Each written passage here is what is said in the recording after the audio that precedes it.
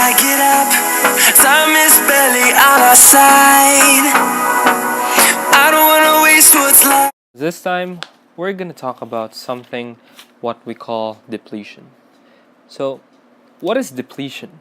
Depletion is the systematic allocation of depletable amount of a wasting asset over the period the natural resources is extracted or produced, and the removal, extraction, or exhaustion of a natural resources is treated as an expense. So you might be wondering, what natural resources am I pertaining in? So in general sense, natural resources are things like waters, forests, plants, rocks, etc. But what we're talking about are things like oil reserves, coal deposits, minerals, gravel pits, etc. And these can also be called as wasting assets, which would be used for depletion expense. So you might be wondering, how do we compute the depletion expense? What would be the formula for depletion expense? And what's its difference of the formula for depreciation expense?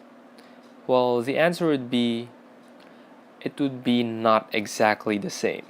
Remember that the formula for depreciation expense would be cost less salvage value over the useful life. So we would replace cost by the depletion base, and we would replace the useful life by the number of units to be recovered.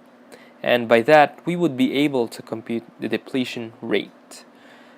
In order to compute for the depletion expense, we would multiply the depletion rate by the number of units to be extracted. And if the question is based on the units sold or cost of goods sold, we would multiply the depletion rate by the number of units sold.